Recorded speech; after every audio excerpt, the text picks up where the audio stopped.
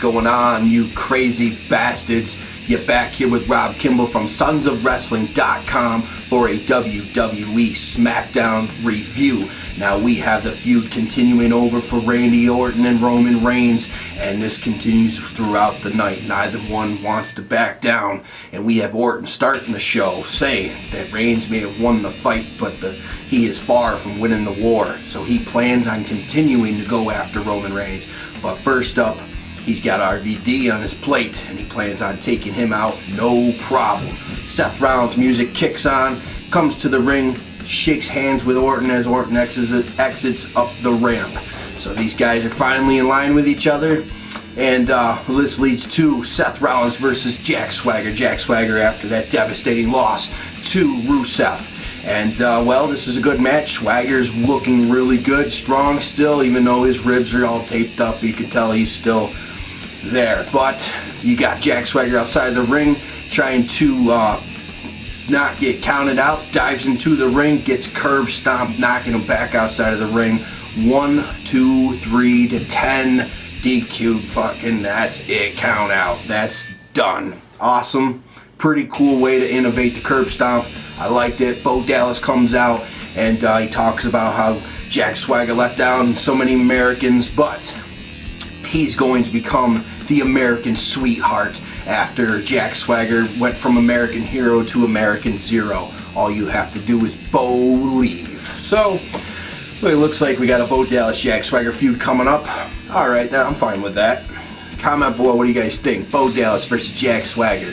Swagger's just gonna annihilate him, I think. Then you have RVD backstage, and he's talking about Orton, and well, that leads to Orton just pushing him down. And then he says that when he gets up, let him know I'll be in the ring waiting for him. And let you know I did skip over the Rusev versus Sin Cara match because that's how important it was. But you did get Mark Henry coming out to the ring and looking strong as Rusev and Lana retreat. And he starts yelling some stuff in his language, and Mark Henry's like, I speak English, and he's ready to rock. I can't wait for these two to lock horns. Comment below, Mark Henry versus Rusev. Hell yes. That sounds pretty cool to me. And then the match with RVD and Randy Orton continues on, and really very aggressive match. Randy Orton just devastates and annihilates Rob Van Dam. So he gets, and then after the DQ, he continues on viciously beating the hell out of Rob Van Dam. Then he mocks the RVD chant, RKO, and he rocks him onto a chair with an RKO. After the DDT outside of the ring off the barricade, it just went all out, beating the shit out of him. He has something to prove, and he's coming after Roman Reigns. I can't wait for that. Actually, this seems like a really good build.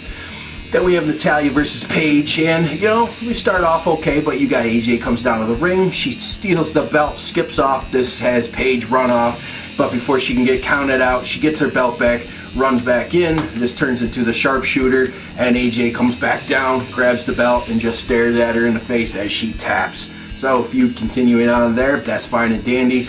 Feud should last more than 1 month, you know. In reality, that's the way it goes. If you hate somebody, you're going to hate them a lot longer than a month, so I'm okay with that.